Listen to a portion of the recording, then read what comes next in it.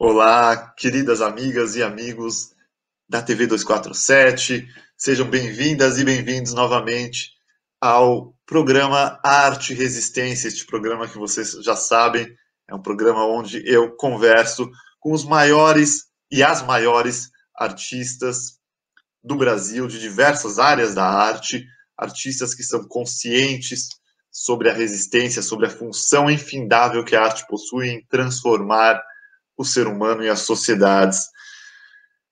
Se você não viu os programas anteriores, não deixe de conferir. Estão todos aqui na TV 247 ou você pode ver pela playlist do canal também. Nós temos uma playlist onde todos os primeiros programas estão listados.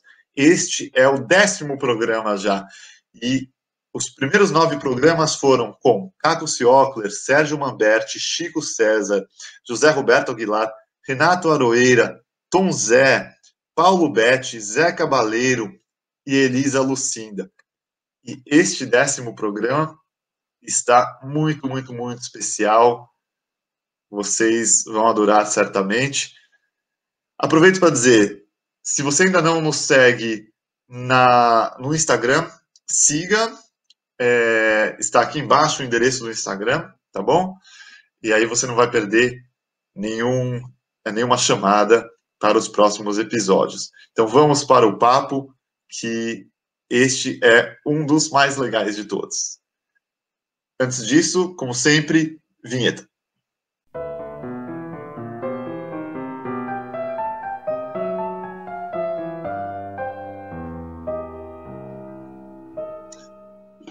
E hoje eu tenho o enorme prazer, enorme honra de conversar com uma artista consagradíssima, um símbolo da TV brasileira, do cinema brasileiro.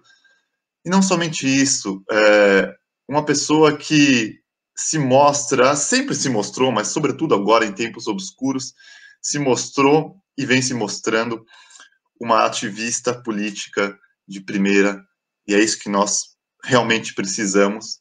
Então, não poderíamos estar mais bem acompanhados no programa Arte e Resistência do que estarmos com Lucélia Santos. Olá! Olá, Lucélia, tudo bem? Tudo bem, que apresentação gentil, obrigada. Só verdades. Muito obrigado pelo convite, é um prazer tê-la aqui, né? Esse programa que a gente fala sobre a função social da arte, né? E o potencial infindável que a arte possui em transformar o ser humano e as sociedades. Então, eu queria começar por aí, te perguntando como que você, que tem décadas de carreira, passou por tudo já e tudo mais, e continua 100% ativa, tanto na arte quanto na consciência política e tudo mais. Qual que é a função, hoje para você, qual que é a função do artista, sobretudo em tempos obscurantistas como esse? Nossa, que pergunta difícil. Essa pergunta já é a live toda.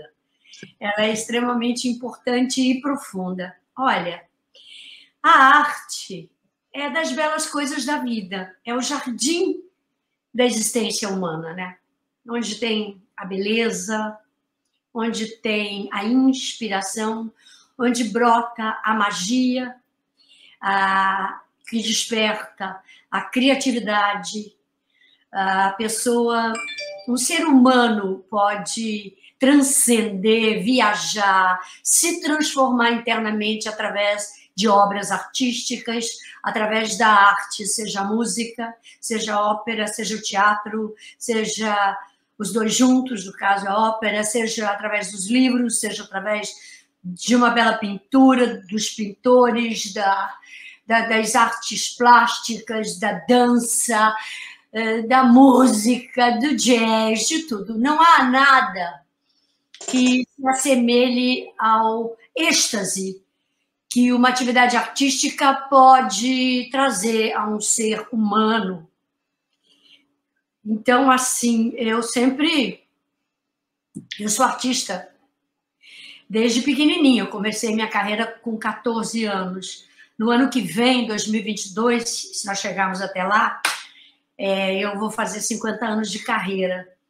Então, nesses 50 anos de atividade ininterrupta no palco, na televisão, nas telas, no cinema, e atrás também das câmeras, que eu gosto de dirigir, eu aprendi muita coisa, eu vi muita coisa, e eu sou observadora de muita coisa que acontece e que aconteceu no Brasil. Porque a arte influencia a sociedade, como eu acabei de te falar. E a sociedade é determinante nos rumos políticos que uma nação toma. Então, desde os meus 14 anos até aqui, eu tenho visto de um tudo na história do Brasil e tenho acompanhado isso com muito interesse. Sempre tive muito interesse no externo e na sociedade. Então, com 17 anos, eu já era militante política, eu trabalhava pela anistia, em prol dos nossos queridos companheiros que estavam presos aqui na Frei Caneca, no Rio de Janeiro, ou estavam exilados fora do Brasil, e não por escolha. Então, eu comecei a observar com muito amor e atenção o Brasil, a sociedade brasileira, através da minha arte e através da minha postura, da minha posição como artista brasileira.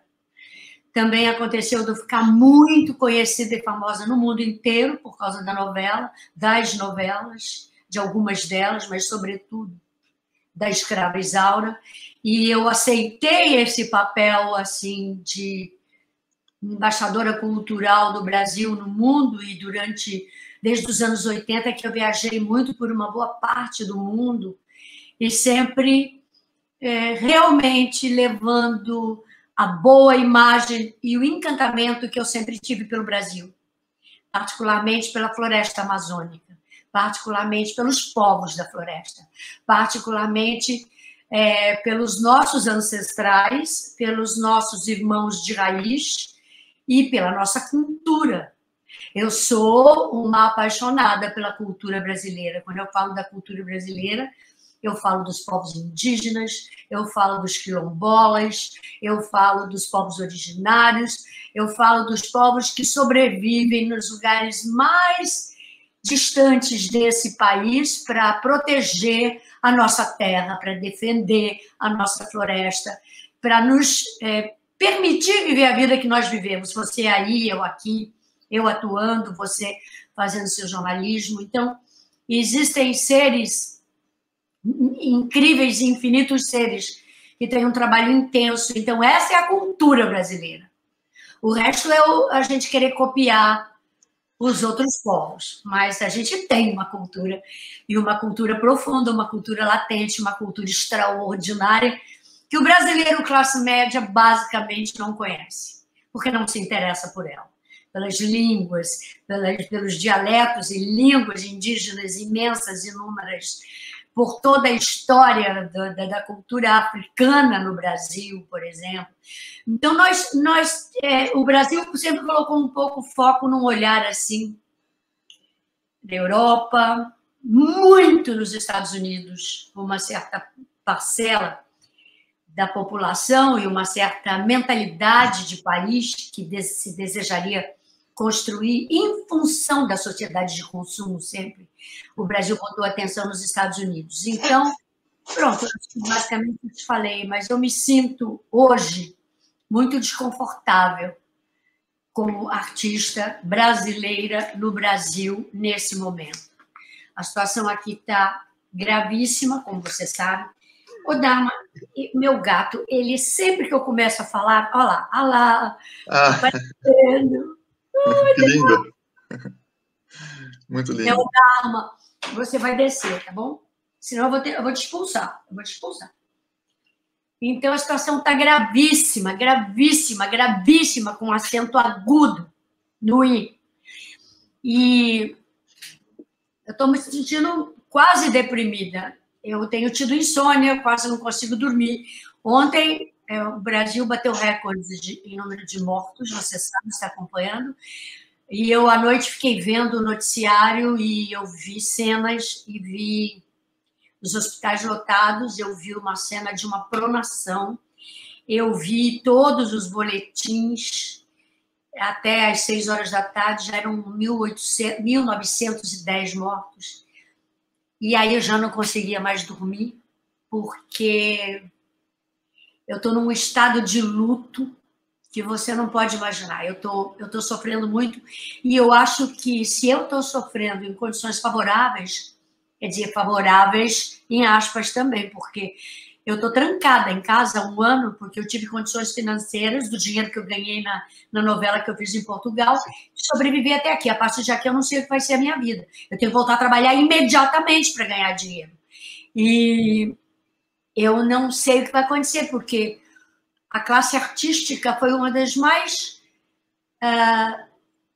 prejudicadas, atingidas por causa dessa pandemia. Então, eu te digo, eu me sinto extremamente desconfortável aqui nesse momento, do ponto de vista emocional, do ponto de vista psicológico, do ponto de vista profissional, do ponto de vista ético, do ponto de vista mental. Ou seja, eu acho que, de alguma maneira, esse governo está atingindo suas metas, que uma das metas é destruir os artistas, sempre foi. Então, pronto, eu acho que eu já falei muito. Bom, a sua introdução foi realmente completa mesmo. Eu quero só acrescentar algumas coisas ou comentar algumas coisas. Primeiro, é muito bom ouvir uma artista tão importante como você falar sobre essa função da arte, sobre isso que a arte pode atingir, né? O que a arte pode promover nas pessoas. Eu sou músico, né? Eu sou professor de música aqui da Universidade de Hannover, e eu só entrei na arte por acreditar nisso que você fala, que a gente pode atingir o ser humano em seu intelecto e em sua alma, e a partir daí transformar o ser humano para melhor, ou contribuir com sua transformação. E transformando o ser humano, transformar as sociedades, e principalmente sermos ativos quando uma distopia como essa toma lugar em nosso mundo, né? Então eu compreendo exatamente o seu caminho. Acho, a gente vai conversar sobre a sua arte, sobre tudo que você fez. Acho lindo que você também colocou sobre a cultura brasileira, sobre a riqueza da cultura brasileira. Você falou como eles defendem os povos originários defendem nossa terra e tudo mais. Eu acrescento que eles defendem, inclusive, nossa identidade cultural, né? Claro. E isso realmente, a gente necessita disso e precisa se apegar cada vez mais nisso e preservar isso, porque esse governo, ele está aí para destruir tudo isso, a identidade, e os artistas serão sempre os primeiros perseguidos, exatamente como você falou. Eu queria te perguntar,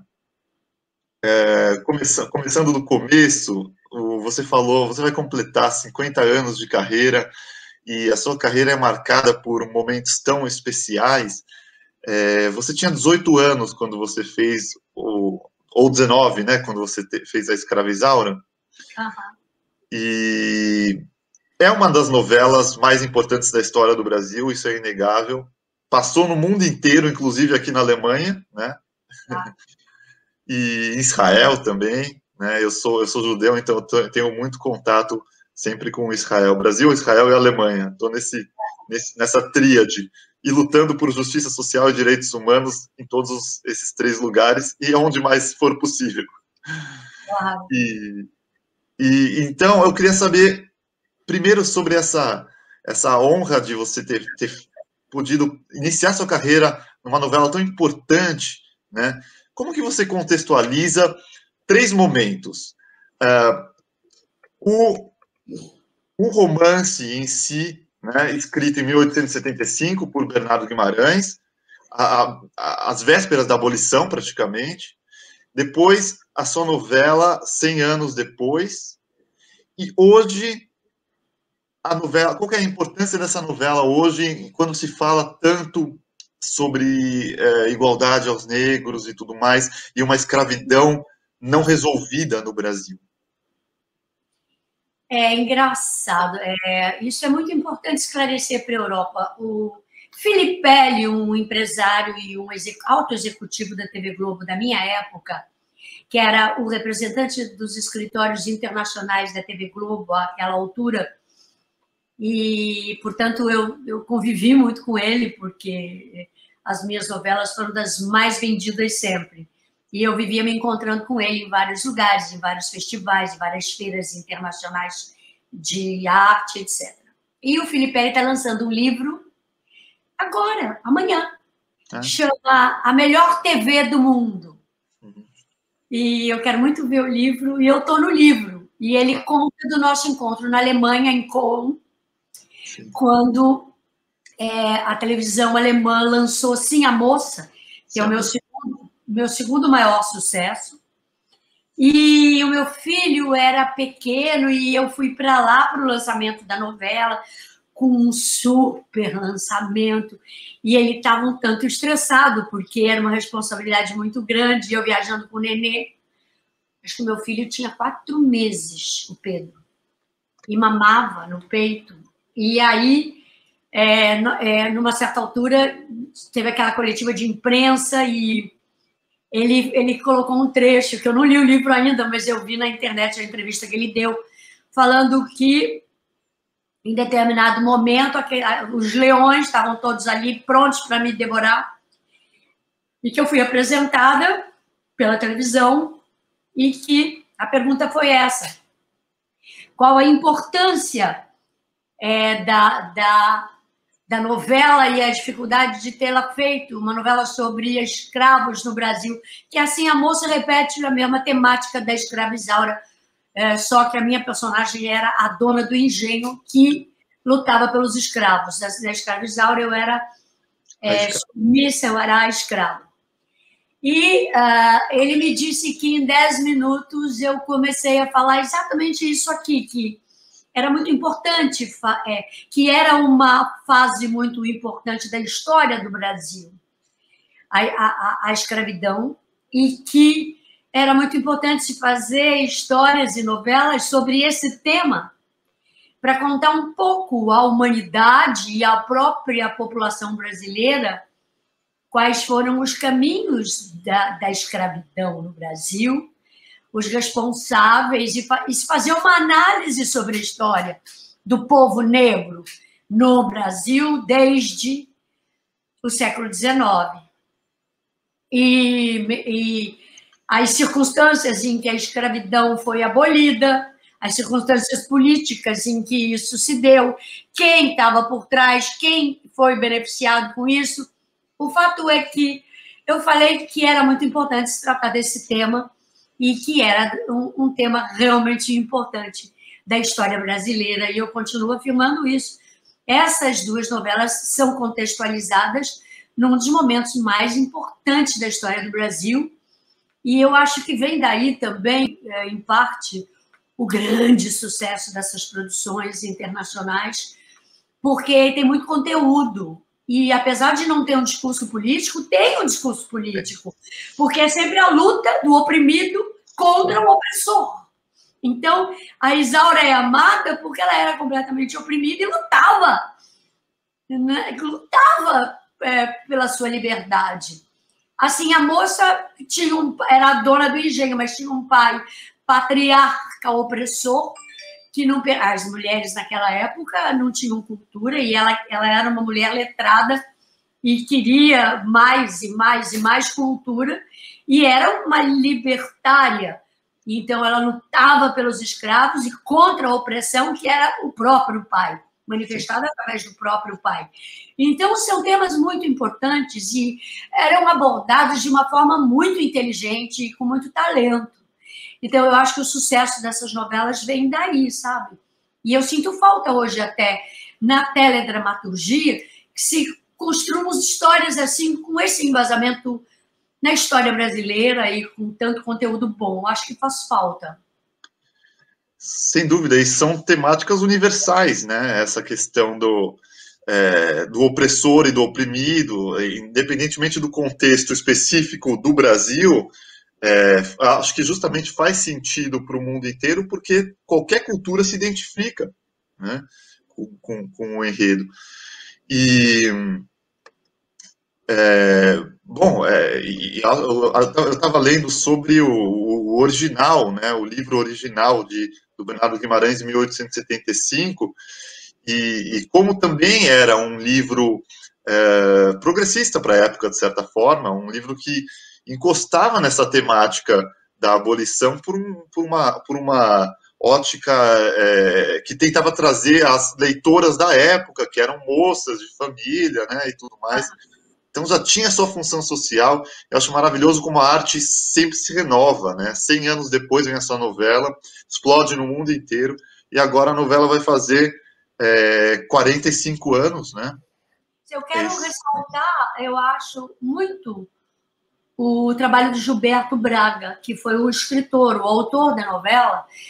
Ele se baseou na obra original da Escravizaura, mas ele fez um trabalho incrível de adaptação para a televisão. E acho que muito do sucesso da novela se deveu a esse trabalho dele, que era muito bom. E, assim, a moça também tem um detalhe que eu queria mencionar, que, ao meu modo de ver, é um trabalho feminista também, né? Porque ela, para a época também, a escritora do original, a Maria Pacheco Fernandes, e tudo mais, traz também uma ótica que faz todo sentido em ser reassistido e refletido novamente hoje, né? Sim, sim. E você sabe que teve uma versão da Assim, a Moça para o cinema, com a Eliane Lage, que foi maravilhosa. A Eliane Lage é uma das grandes estrelas do cinema brasileiro. E ela fez Assim, a Moça, e quando eu fiz Assim, a Moça na televisão, nós não nos conhecemos. Eu conhecia Maria Adelaide. Não, Maria Adelaide Pacheco, não é? Autora. Eu falei o nome dela agora, né? Peraí, deixa eu recuperar aqui o nome dela. Só um minutinho. Maria Pacheco Fernandes. Maria Pacheco Fernandes. Então, eu a conheci àquela altura, durante a gravação da novela.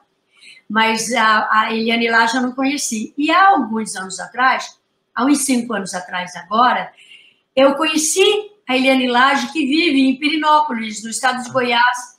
E eu fui lá a passeio, sabia que ela vivia lá, procurei, e nos tornamos amigas. Ela é uma pessoa incrível.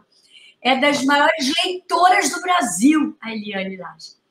E ela está muito bem, muito saudável, uma mulher, uma feminista. Sim, sim.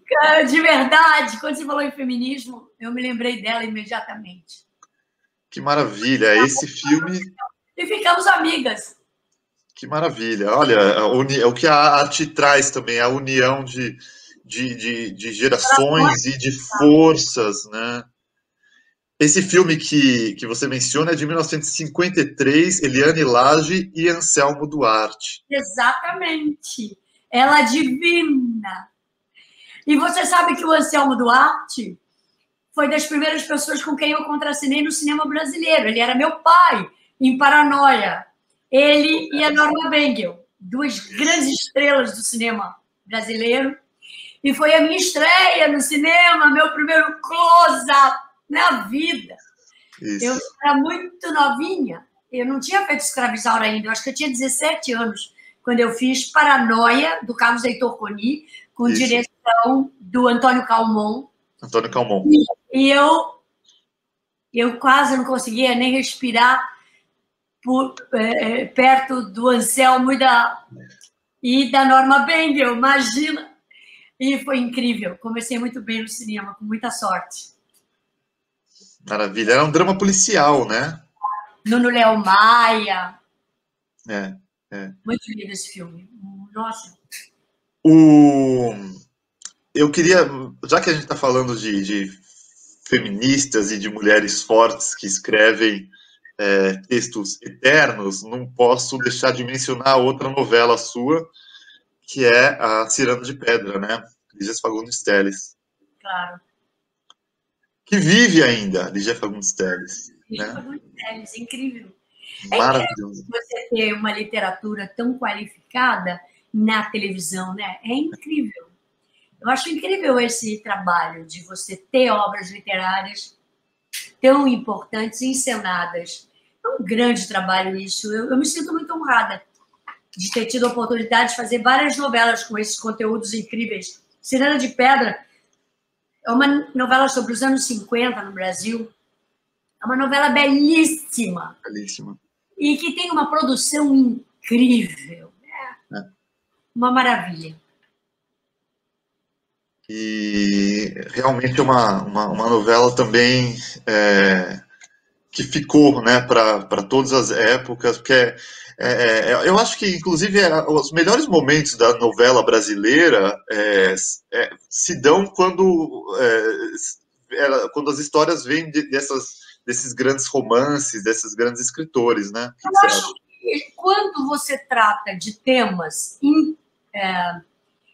universais, eles são automaticamente internacionais. Sim. E quando você trata de temas literários importantes e contextualizados historicamente num momento importante do país, dificilmente isso fica datado. Sim. Ou seja, você vira um clássico, Escravizaura virou um clássico, Sim, a Moça virou um clássico. Hoje você pode refazer Sim, a Moça. No cinema ou na televisão, você pode refazer Escravizaura, porque são obras clássicas e as pessoas vão ter sempre prazer. E se as produções forem bem feitas e esmeradas, sempre, sempre, sempre vai ser sucesso, eu acho. É diferente de quando... O problema das novelas, quando elas não são...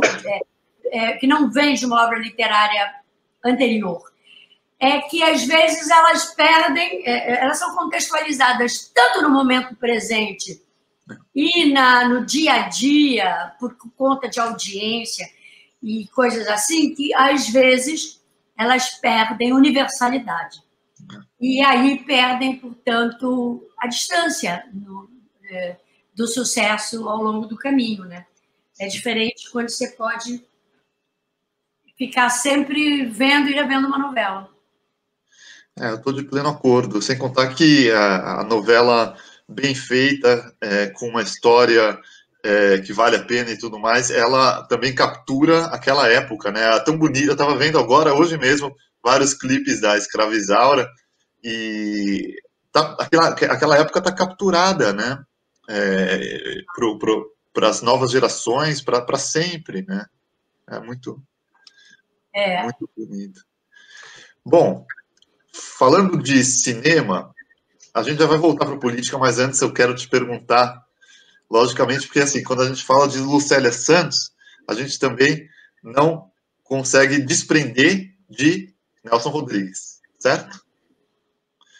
E alguns dos maiores sucessos seus, dos maiores momentos da TV, do cinema brasileiro, foram essa parceria sua com ele mesmo, né? E eu sei que ele pessoalmente tinha grande admiração por você, ele te via como a pessoa, uma das pessoas indicadas, ideais para interpretar os personagens que ele criava. Então, engraçadinha, bonitinha, mais ordinária, e Meu Destino é Pecar, etc, né? Como que você resume, ou como que você descreve um trabalho com uma pessoa dessa dimensão?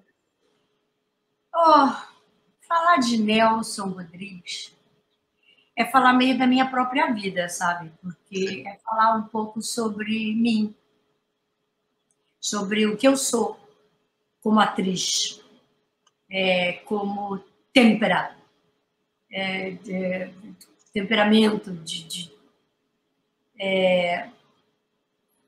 sobre o meu fogo interno, que é uma das maiores características que eu tenho como artista, que é essa passionalidade.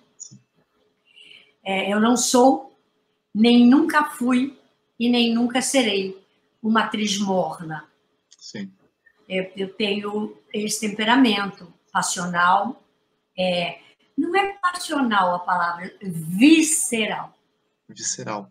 Visceral. Eu acho que o que falta em alguns artistas é o contato com uma obra visceral, com uma obra de Nelson, para despertar em si essa visceralidade. Por quê? Como diz os portugueses. Porque o ator, a atriz, tem que ter vísceras expostas. Faz parte do contato de comunicação com o espectador, através do veículo que for, pode ser cinema, teatro, televisão. E não sou eu que estou dizendo isso, todos os grandes artistas da história do teatro falaram isso. Se você pega o Stanislavski, ele falava exatamente isso, sobre esse estar em cena, sobre este se consumir em cena, se deixar consumir aos olhos de quem te vê. O público é cruel sob esse aspecto, porque o público quer ver você, quer ver a sua alma explodir ou queimar, ele quer ver as suas emoções, ele quer ver as suas vísceras expostas. Fora isso, existe uma roda gigante de atores, não menos brilhantes no mundo, que não vão lá. Não vão nesse lugar. Não mostram as vísceras. E são grandes atores, são atores racionais ou intelectuais, ou... não sei explicar, mas existe aqui uma coisa que eu não sei como se chama, que é uma ponte fina, que é uma corda fina que separa um mundo do outro, que separa um mundo de normalidade de um mundo rodriguiano. Eu não sei se eu consegui me explicar. Eu não sei se eu consegui me explicar. E eu acho que sim, eu acho que eu falei isso claramente. E eu acho que o Nelson capturou em mim essa forma de encarar a profissão. Não sei se isso é uma qualidade, se é uma vantagem ou uma desvantagem. Eu sei que é uma característica, tão somente. E ele percebeu em mim essa característica. E ele apostou todas as fichas em mim. Por quê? Porque os personagens dele têm essas vísceras expostas. Todos os personagens do Nelson. Eu li toda a obra do Nelson várias vezes ao longo da minha vida. Fiz saraus aqui em casa, quando meu filho decidiu ser ator. Me formei quando estudante, estudando Nelson. A primeira peça que eu quis ver na minha vida era Bonitinha Mas Ordinária. Eu tinha 15 anos e eu já fazia teatro em São Paulo. E eu não conseguia... Era Miriam Meller. E eu estava conversando com ela outro dia e contei isso a ela, enquanto líamos Viúva, Porém Honesta. Eu não pude entrar no teatro. Eu ia ao teatro, eu fui ao teatro mais de 20 vezes e ficava na porta, marcando lugar, na esperança de um dia alguém liberar para eu entrar. E eu nunca consegui ver Bonitinha Mas Ordinária com a Miriam Meller, no Teatro Paiol, ali em São Paulo. Sim. E aquilo me despertou ainda mais curiosidade. E a partir daí eu sempre estudei Nelson, eu sempre tive uma relação com a obra de Nelson, sem conhecer, portanto, até então, o personagem Nelson Rodrigues. Acabei fazendo Nelson Rodrigues em Bonitinha Mas Ordinária, no cinema. Estava no meu destino isso. E eu fiz Bonitinha Mas Ordinária, do Braz Chediak, que eu acho uma direção brilhante, quando ele inventou de fazer as várias versões da Curra, por conta da criatividade cinematográfica dele, e com a presença do filho do Nelson, o Nelson Rodrigues Filho, que a essa altura tinha sido anistiado, e fazia assistência de direção do Braz. Eu tenho muita história com o Nelson, a partir daí nos aproximamos, mas já tínhamos nos aproximado antes, porque o Nelson assistia a Escrava Isaura na televisão. Sim. E mandava recados para o Gilberto Braga, querendo saber antecipadamente o que seria da Isaura, porque ele não aguentava esperar o capítulo seguinte. E ele ficava ligando para o autor para saber o que vai ser de Isaura. Ele me amava, mas de uma forma, assim, completamente passional. Ele era louco pela Isaura. A mim não, ele amava a Isaura. Aí tinha essa história. Depois encontrei com o Nelson. Talvez a primeira vez do nosso encontro tenha sido no presídio, na Frei Caneca, porque eu visitava os presos políticos e eu fazia um trabalho pela Anistia Internacional. Eu ia lá praticamente todos os domingos. Eu recolhia os artesanatos que eles fabricavam e vendia para os meus... Nessa altura, eu já tinha feito escrava Isaura. Sim. Já tinha feito escrava Isaura. Sim. Eu vendia tudo, as bolsas, os quadrinhos que eles faziam, artesanatos, e para fazer algum dinheiro, para eles terem algum dinheiro que eles precisavam. Sim. Foi assim que eu comecei meu trabalho político e foi ali que eu encontrei Nelson algumas vezes. Encontrei Nelson durante a greve de fome dos 31 dias que os meninos fizeram. Tem uma foto clássica, depois te mando, para você usar na live de domingo. Sim. E que o Stepan Ercecian está até publicando no livro que ele está lançando. E essa foto, a responsabilidade dessa foto é minha. Eu levei todos os artistas para o presídio por causa da greve de fome. Pessoas que nunca mais militaram politicamente, pessoas de direita, inclusive, mas que ficaram tão sensibilizadas com o drama que eles estavam vivendo, que era um drama de vida ou morte, que foram. Você vai ver na foto, quem está nessa foto. Tem um monte de gente que nunca mais se comprometeu minimamente com qualquer coisa mais à esquerda ou mais progressista, mas estão lá na foto. Eu vou te mandar essa foto. Sim, sim. E aí eu encontrei lá Nelson, e o Nelson ficou aí talvez mais sensibilizado comigo. Porque ali nós criamos um elo. Um elo humano. Ele era um cara que tinha amigos no governo, os militares, ele era amigo do Médici. O Médici ofereceu para tirar o Nelsinho do país, tem a famosa história do Nelson dizer que não acreditava que havia tortura, até que o Nelsinho contou a ele, com riqueza de detalhes, sobre a sua própria tortura. Sim. E aí o Nelson rompeu relações a essa altura com os militares, porque ele se sentiu enganado, porque ele realmente não acreditava, entendeu? Isso nós debatemos tanto quando no centenário do Nelson, em 2012, que o SESI fez um imenso evento em São Paulo, com o Rui Castro e o Marco Antônio Braz, e a gente debateu vários dias, vários temas, várias mesas redondas, várias leituras sobre Nelson Rodrigues. Então, aqui eu respondi a você. Eu realmente tenho um elo artístico, do qual eu muito me orgulho, porque eu considero Nelson Rodrigues realmente o maior dramaturgo da língua portuguesa brasileira. E eu acho que ele devia ser obrigatório no currículo de formação de atores brasileiros e portugueses, porque ele consegue expressar na língua portuguesa brasileira a tragédia. Bom, você falou tudo já, realmente. Eu ia, justamente, o que eu pensava era, antes de mais nada, isso mesmo que você falou. O Nelson não poderia se apaixonar dessa forma por uma atriz que não fosse visceral, para usar o termo que você colocou,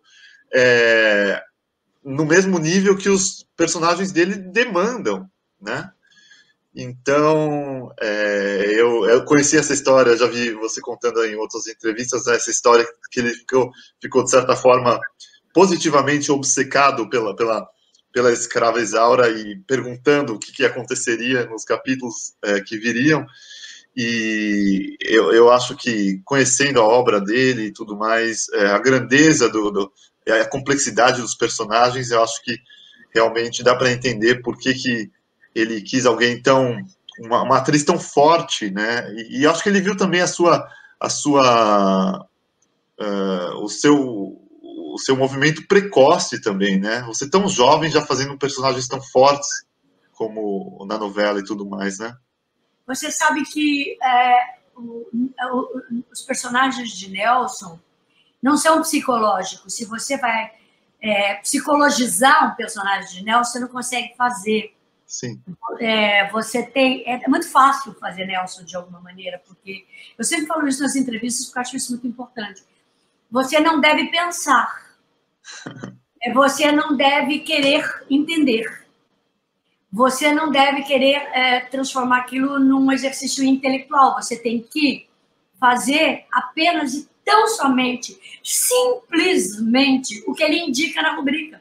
Porque o Nelson, ao escrever, está dirigindo. A rubrica do Nelson Rodrigues tem toda a direção. Por isso que a gente fez para os diretores. Para os diretores, esse é o maior desafio, que é aceitar que já está dirigido. Certo. E para o ator é a coisa mais fácil do mundo, porque se você seguir aquilo ali, da maneira como ele escreveu, as rubricas dele são eu não me lembro agora, mas são precisas. E você não tem que pensar para fazer. Segue aquilo e faz. E do nada, a personagem vem vindo, fala, agora, viúva porém honesta, o que você tem? Algum professor fez festinha para você? Ela fala, não. Alguém te levou para passear, não sei o quê? Não. Você tem algum namorado? Não. Eu só gosto da Lucy. Aí ele diz assim, mas não é possível. Aí, de repente, do nada, ela grita, quero ficar nua! Do nada. Então, assim, e ele dá escrito, ela grita. Então, tem que gritar e fazer como ele escreveu, que tem aquele impacto da peça que ele quer transmitir, percebe? Sim, então, eu acho fácil fazer. Mas fácil se você aceita.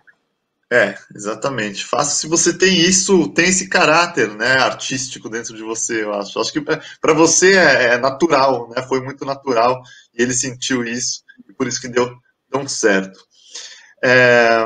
A gente falou de novelas e filmes dos anos 80 e tudo mais. E eu queria te mostrar, vou colocar aqui na tela, algumas fotos bonitas que eu gostaria que você comentasse, tá bom? Vamos ver se eu consigo colocar aqui. Vamos lá.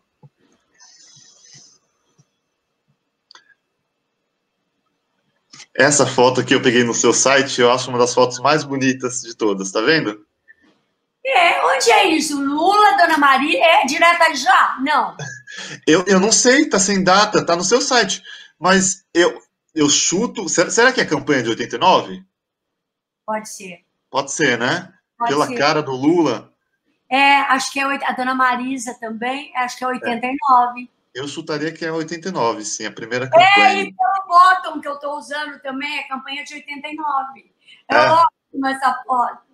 Linda, né? Linda! E, bom, tem outras fotos aqui suas. Esse daqui já é você na posse dele. Esse vestido é da posse do Lula do primeiro mandato. Isso, 2000 vestido especialmente. Essa daqui é antiga também. Você, o Lula e o Fernando Gabeira. Isso é a campanha do Gabeira ao governo do Estado. Uhum. Então é 86. Isso é antes ainda daquela foto da posse da campanha de 89. Exatamente. Olha o Lula de novo aqui. Foto. Quem é aquele que está no meio entre o Lula e eu? Essa daqui. Essa é linda. É linda. Essa é de 89 também, não é? Deve ser. Deixa eu ver aqui. Você aqui com a Letícia Sabatella, Lula e você. Essa é da mesma época. E essa daqui tá muito bonita. Reunião de Lula com artistas. Diversos artistas. Você tá aqui no fundo. De bandana vermelha. E o Lula no centro. Legal. E aí, voltou aqui. Mas eu quero te mostrar agora só mais duas, mais atuais. Você aqui com a presidenta, não a presidenta Dilma, mas a presidenta do PT, Gleisi, ao lado da Isso, Benedita, querida Benê. quando foi? Foi logo que o Lula foi preso. Isso foi no dia 1º de maio do ano que o Lula foi preso. Ele foi preso em abril. E eu estava tão indignada, eu logo no dia 1º de maio, que era um dia que, habitualmente, eu sempre ia para São Bernardo durante minha vida inteira, para participar das festas de comemoração do Lula e do PT e do sindicato lá na terrinha. Sim. 1º de maio, para mim, tem um significado muito forte. Aí eu fiz questão de ir para Curitiba no dia 1º de maio, mas eu levei um choque, sabe? Porque eu achei que todo o Brasil fosse para lá. Sim. Que todo o Brasil estava pensando como eu. Que todo mundo ia se mobilizar no dia 1º de maio, ou seja, dia do Lula, para protestar contra a prisão dele. Quando eu cheguei lá, não tinha ninguém. Estava a Gleisi, a Benedita, os companheiros de sempre. E não tinha a militância toda na rua. Tinha o povo da vigília, esse que teve lá desde o primeiro dia até o último dia. Incrível. Evento incrível. E aqui, também em maio... na mesma viagem essa. Exato. E aqui o próprio tweet do Lula, né? O Lula falando que você deu o bom dia, presidente Lula. E, pois é, que fotos históricas e que momentos tristes esses, mas o Lula superou. Pois é, agora o Supremo está para julgar o habeas corpus do Lula. Agora, já está marcado o dia? É agora. Tem que realmente tirar todos esses processos de cima dele, do cangote dele, porque ele não merece isso, ele é inocente, ele foi vítima de uma das maiores falcatruas da história da República nesse país. E ele tem que se liberar. Tudo isso foi feito para o Lula não ser presidente da República outra vez. Tudo. Entendeu? Foi um golpe extremamente bem arquitetado, que contou com um personagem histórico do Brasil, que é esse Sérgio Moro, que eu não sei nem definir esse cara, mas um dia a história vai revelar claramente tudo que está e esteve por trás dele. Mas agora é a hora de se fazer justiça. E o Supremo tem que liberar o Lula definitivamente agora. O Lula passou 580 dias preso, perdeu um tempo sagrado da vida útil dele para a vida pública. Certo? E o Brasil está sentindo agora a falta que faz uma pessoa como ele. Então, eu acho que a gente tem que botar isso na pauta, sabe? Para o Supremo realmente liberar imediatamente o Lula. Estou de pleno acordo e não vou até frisar, não é somente anular os processos que obviamente são falsos e uma imensa fraude jurídica, mas também recuperar todos os direitos, plenamente os direitos políticos, para que, se ele quiser se candidatar em 2022, ele possa fazê-lo. Né? Plenamente. Isso é o correto. Eu duvido que esse Brasil, dos 2.000 mortos ontem, chegará a esse nível.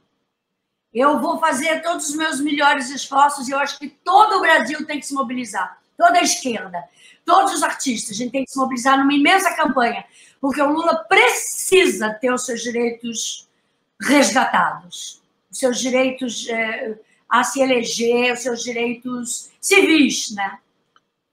E políticos. E agora eu acho que vai ter luta. Eu não sei o que fazer por isso, sinceramente. eu ando cada dia mais deprimida com a situação. É verdade, é muito deprimente mesmo, mas eu acho que somos nós artistas, somos nós as vozes da resistência e tudo mais que devemos reunir todas as forças que tivermos e estarmos juntos e continuarmos lutando. E nós artistas já mudamos o mundo tantas vezes, não é mesmo? A gente pode mudar de novo, a gente tem que mudar de novo. Quero ter essa esperança, Jean. Com toda a sua força, toda a sua história, todo o seu talento, eu estou ansioso já pelos seus próximos projetos. E eu quero te perguntar outra coisa. Eu sei que a gente combinou 1 hora aqui, a gente já está se encaminhando para o final, mas eu quero ainda te perguntar, logicamente, sobre a China. Eu acho interessantíssimo também a sua relação com a China e o seu filme. Inclusive, Lucélia, eu não encontrei o seu filme, eu queria muito assistir. Depois você me mostra o caminho, onde que eu posso comprá-lo e tudo mais. O destino, né, eu digo. Você sabe essa história... é outra live de horas. O filme não foi lançado. Não chegou a ser lançado? Foi uma história dramática, para a minha vida toda. Mas, enfim, eu espero, eu devo ter alguma cópia em algum lugar. Inclusive, o produtor executivo até hoje não me entregou o material do filme, eu não tenho. É gravíssimo. É uma questão muito complicada. Eu não tenho o copião original do filme. Sim. Que é da minha empresa, é meu. Sim. A minha empresa é produtora. E eu tinha um produtor executivo que foi à falência e foi todo tão complicado. Até hoje, ele não me entregou o meu material, nem o bruto do filme, as inúmeras horas de rodagem e nem o resultado final. O filme ficou pronto, passou no Festival de Paulínia, no Brasil, sim, passou no Festival de Cinema de Xangai, na China, com tapete vermelho. O filme ficou pronto e passou no Cazaquistão. Agora, eu não tenho uma boa notícia. O filme não é bom. É mesmo? Tem um merchandising muito agressivo que espanta as pessoas, porque é um merchandising muito óbvio dos produtos brasileiros que podiam estar presentes no filme, mas de uma forma mais sutil, mais suave, mais inteligente. Enfim, o filme não agradou assim como nós imaginávamos. E é muito complicada essa história, mas o filme existe e eu devo ter uma cópia, se não o produto final, 100% online, eu tenho quase lá. Mas isso é uma história ainda a ser resolvida na minha vida profissional, porque esse produto é meu e eu preciso ter... De vez em quando eu converso com o meu advogado e ele fala isso para mim, nós temos que ver isso. Eu tenho que ter esse material aqui guardado no meu escritório ou na Cinemateca, não por aí, solto, em algum lugar. Sem contar que talvez você possa ainda, não sei, trabalhar ele ainda, modificar algumas coisas. Claro, demanda mais investimento, mas, claro, evidentemente, o filme está aí. Eu tenho todo o material, em tese, né? Porque eu tenho, mas não tenho. Sim. E posso querer trabalhar ele um dia, óbvio. Remontar.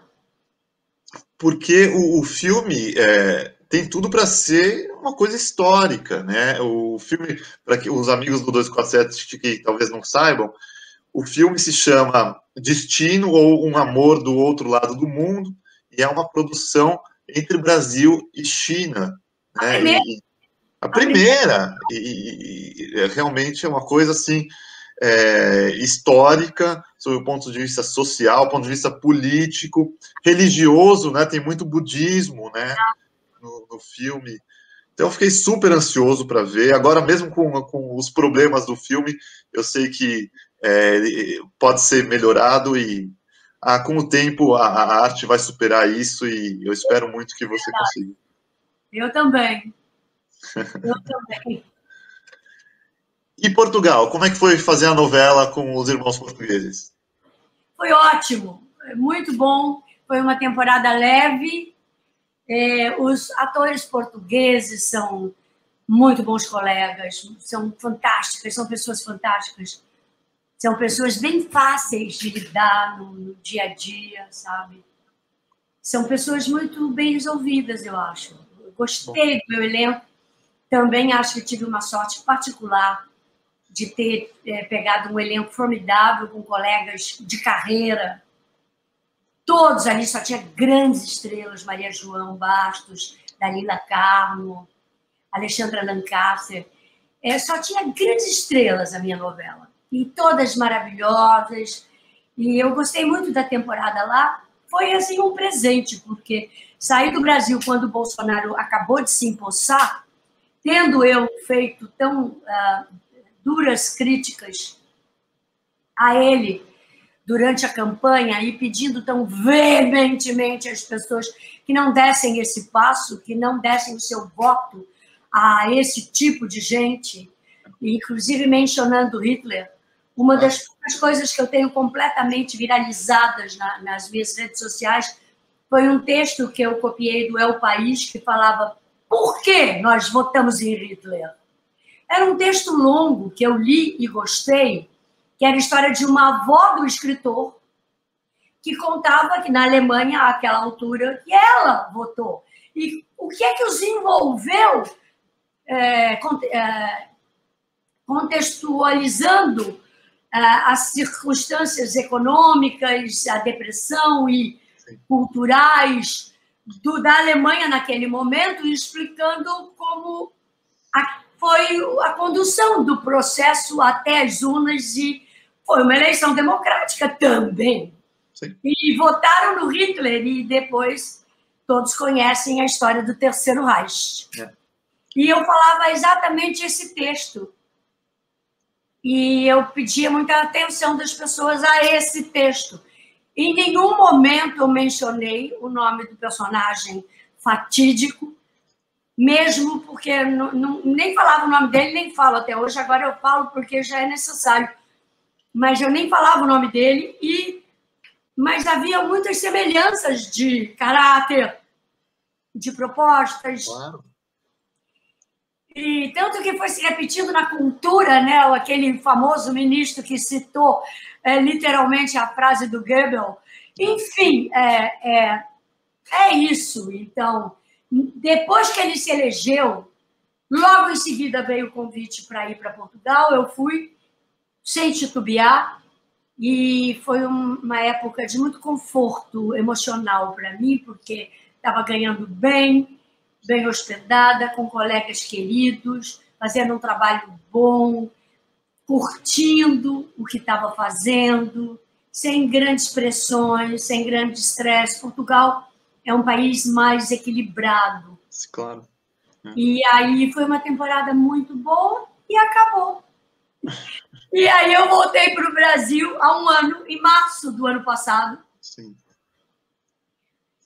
E 4 dias depois que eu aterrissei aqui no Rio de Janeiro, foi decretada a pandemia pela Organização Mundial de Saúde, e eu nunca mais saí de casa. Eu estou há um ano reclusa e começo a ficar um pouco ansiosa.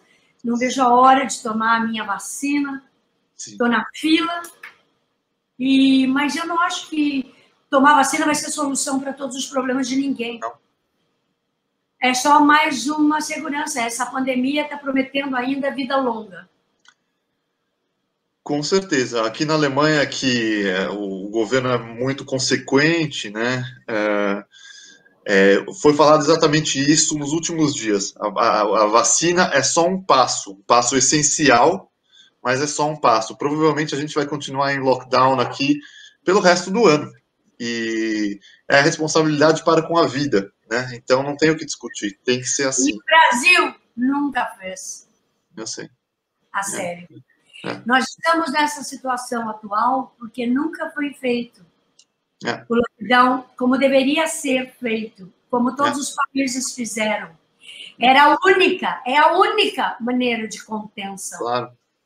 Claro. Aqui nunca foi feito o oposto. Esse maluco sempre foi para a rua dizendo que era uma bobagem, que pode aglomerar à vontade, que usar máscara é uma bobagem. Essa semana, ele fez uma coisa tão tão criminosa que as crianças estão voltando para as aulas agora, nos próximos dias, o que eu acho um absurdo.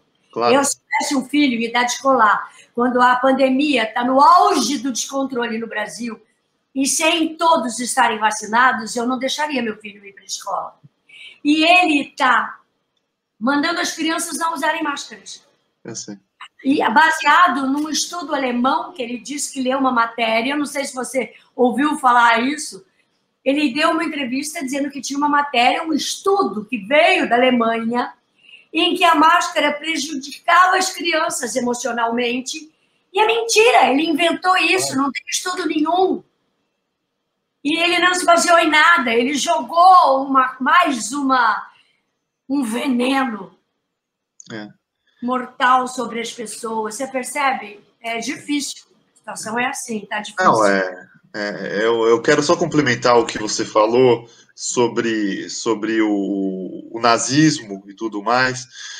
Bom, eu sou um estudioso dessa época, até mesmo por ser neto de sobreviventes do nazismo e tudo mais, do Holocausto e tudo mais. Então, isso sempre esteve muito presente na minha vida. E eu sou colunista do 1247 também, escrevo semanalmente artigos, né? E eu escrevi diversos artigos colocando claramente que o Bolsonaro é o que há de mais semelhante, né, ao nazifascismo que ocorreu no século XX. Ele é o pai do neonazifascismo, e o Brasil, infelizmente, está se tornando a capital mundial do neonazifascismo, com todos os atributos que o neonazifascismo no século XX apresentava. A eleição de um inimigo, uma máquina de mentiras, o negacionismo, a ideia de um salvador da pátria, um messias, um mito, tudo isso que estava com Hitler e com Mussolini está no Brasil também. É a verdade, infelizmente. E o povo seguindo de maneira como se fosse uma seita mesmo, né? Então, essa é a realidade. É a realidade, e é uma realidade que não dá muito para se compreender. Porque o povo brasileiro tem uma boa índole, sempre teve uma boa índole, e não dá para compreender. E o Bolsonaro já deixou várias oportunidades para ser impedido, através de várias ações que seriam facilmente passíveis de impedimento, e o que acontece é que ele é blindado. Ou seja, não só por causa desse exército factoide de seguidores que ele tem, mas porque ele tem outros apoios fundamentais.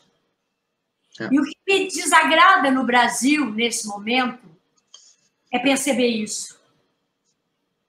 Perceber que essas forças ocultas, nem tão ocultas assim, apoiam esse nível a que se chegou. Porque o problema... Sempre houve gente de direita muito diferente disso tudo. Gente intelectual, consciente, culta, gente que defende o capitalismo de uma forma forte, mas um outro nível. Você compreende o que eu estou falando? Agora, extrapolou todas as barreiras do que se pode imaginar de ruim para uma nação. Em todos os níveis que você avaliar isso, você vai imaginar que esse não é o Brasil que ninguém jamais desejou. Ninguém imaginou que o Brasil um dia fosse passar por alguma coisa semelhante ao que nós estamos passando. Assim, tenha um pesadelo horrível que você está sendo estuprado por um elefante. É algo assim. Só que aqui o pesadelo não... No pesadelo você acorda e você fala, nossa, eu sonhei que estava sendo estuprado por um elefante, que bom que eu acordei. Aqui não. Aqui você não acorda. Cada dia que eu acordo é um novo dia para viver. Numa angústia. Numa angústia, porque você não sabe o que pode vir agora. Eu compreendo, compreendo a dor, a sua dor aí no Brasil. e a dor de todos os brasileiros que estão, sobretudo os que estão no Brasil, claro, é uma distopia e a gente realmente não pensou que poderia acontecer isso, mas acho que a gente tem que aprender que em todos os povos há sempre o potencial para que algo assim aconteça, né? A gente tinha uma certa ilusão, eu acho, de que o brasileiro... No Brasil nunca aconteceria o que aconteceu na Alemanha, por exemplo, mas acontece, né, em qualquer povo, né? Agora a gente vai ter que desconstruir isso e reconstruir tudo. Exatamente. É bom conversar com você.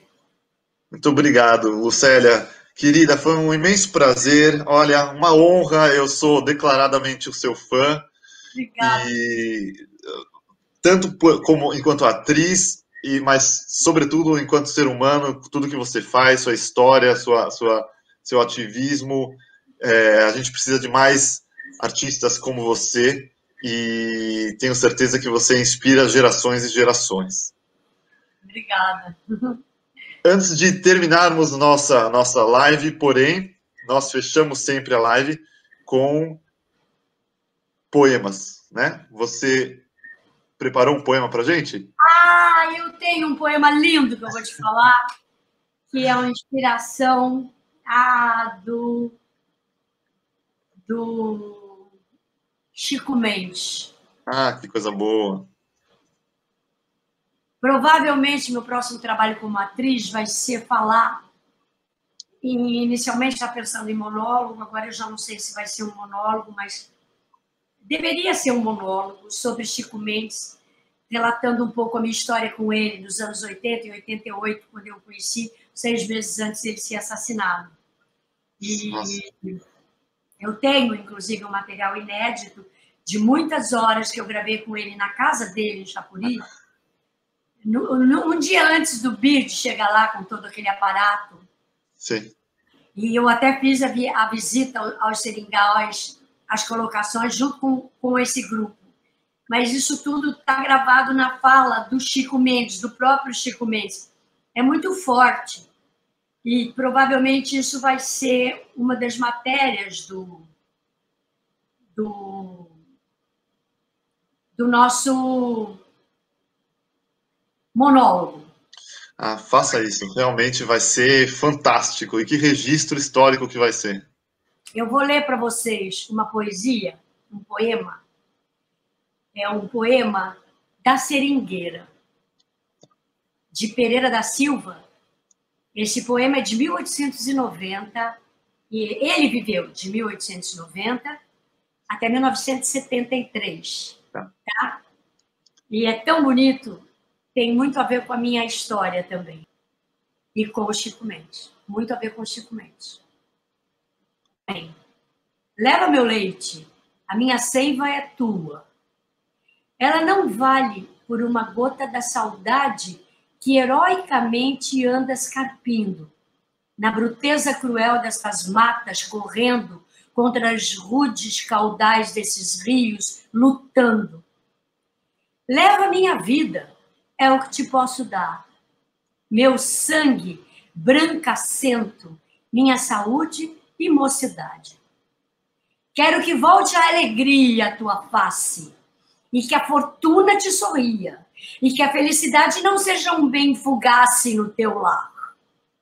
Fere, e que cada ferida santificada pelo líquido nevado vindo de minhas entranhas seja o manancial da ventura sonhada, a fonte genetriz das sensações estranhas que agitam os teus sentidos na hora angustiada dos desalentos, das febres, dos horrores do teu abandono, num pobre tapiri onde as tristezas e pavores povoam de fantasmas o teu sono. Fere, e que nunca mais os teus gemidos sejam ouvidos, que as tigelinhas embutidas no meu tronco fiquem cheias de ouro latecente, que jorra de minhas veias e que, afinal, de tão cheias, transbordem. Maravilhoso. É lindo, né? Lindíssimo. Olha, A árvore pessoa, né? A árvore é a pessoa. É. E as árvores são pessoas, Claro. sobretudo as amazônicas, que são pessoas que alimentam os povos que vivem ali. Sim. Então, você fala da seringueira, você fala da castanheira, você fala de todas aquelas árvores que estão ali para alimentar o povo, são pessoas, são da família. Não se pode queimar nem derribar nenhuma delas. Claro. São sagradas. São sagradas, são patrimônio da humanidade e possuem também uma centelha divina, né? Uma parte divina. Lindíssimo. Eu vou ler agora o meu poema. E esse é o nosso 10º programa Arte e Resistência. E os 10 primeiros programas eu escolhi poemas de mulheres, de poetisas. Então hoje é o 10º e eu escolhi dessa vez um poema da Gilca Machado. 1893 nasceu e morreu em 1980. Uma das poetisas pioneiras da poesia feminista e também da poesia erótica no Brasil. Esse poema é um soneto e eu acho também fortíssimo e muito atual, muito lindo. Vamos lá, se chama Ser Mulher. Ser mulher, vir à luz trazendo a alma talhada para os gozos da vida, a liberdade e o amor, tentar da glória a etérea e altívola escalada na eterna aspiração de um sonho superior. Ser mulher, desejar outra alma pura e alada para poder, com ela, o infinito transpor. Sentir a vida triste, insípida, isolada, buscar um companheiro e encontrar um senhor. Ser mulher, calcular todo o infinito curto para a larga expansão do desejado surto, no ascenso espiritual aos perfeitos ideais. Ser mulher e, ó, atroz, tentálica tristeza, ficar na vida qual uma águia inerte, presa nos pesados grilhões dos preceitos sociais. Muito bom. Que coisa, né? Que coisa forte. O poema tem quase um século e é atual ainda, né? Infelizmente, em grande parte. Lucélia, espero que você tenha gostado. Obrigada. E eu quero pedir para o público do Brasil 247, agradecer a presença de todos e pedir também, conheçam, se vocês não conhecem ainda, as redes sociais da Lucélia, Lucélia Santos Oficial, Instagram, YouTube, Twitter e tudo mais. Aqui na descrição do vídeo, quando vocês baixarem aqui embaixo, terá o endereço para vocês acessarem todas as redes da Lucélia, tá bom? E aproveitem, sigam também o Instagram do Arte e Resistência. Lucélia, eu passo para você fazer a última consideração, se você quiser. Não, só quero agradecer a todos, todas, e poder ter uma aspiração conjunta e comum de que nós vamos conseguir. Vou te falar uma coisa muito bonita. Talvez a única saída nesse túnel, onde nesse momento não há nenhuma luz, a gente não sabe se vai haver luz no final do túnel, a gente tem que ter a esperança de que vai ter a luz. E essa luz realmente vem da arte, eu acho, de que essa arte vai poder tocar os seres humanos, os corações, e as mentes dos seres, e de que a gente vai conseguir transpor tanta dor, tanto sofrimento, porque a gente está falando aqui de cima de uma teia protetora, a gente está protegido de alguma maneira, porque a gente está seguindo rigorosamente, a gente está buscando a proteção, mas há milhões de pessoas que não estão tendo as mesmas condições favoráveis de se proteger, E tem muitas famílias perdendo entes queridos com essa doença. E também tem muita gente malandra, safada, que não precisa sair de casa, que vai... inclusive, esses absurdos dos hospitais que têm se dado é gente de classe média alta, que não está saindo para pegar o busão para ir trabalhar, está saindo para ir para a farra. E que não estão respeitando, estão negando o vírus. Isso tem acontecido muito, isso é irritante. Mas a gente tem que ter esperança de que isso também vai se transformar. Eu não sei como. Eu não sei como controlar a situação, como reconstruir. Porque a sensação que se dá nesse momento é que a gente perdeu o controle completamente. O que acontece no Brasil hoje é a total falta de controle da situação. Mas eu quero sonhar e aspirar, junto com vocês, que a gente vai conseguir. Que a gente vai conseguir, que isso vai acabar, que a gente vai conseguir dar a volta, que a gente vai conseguir acordar do pesadelo. Vamos estar juntos em momentos mais livres. É exatamente isso. Nesses piores momentos, o que a gente pode fazer a não ser ficarmos juntos e continuarmos a lutar, não é mesmo? Então, façamos isso e esperemos por dias melhores, sempre lutando.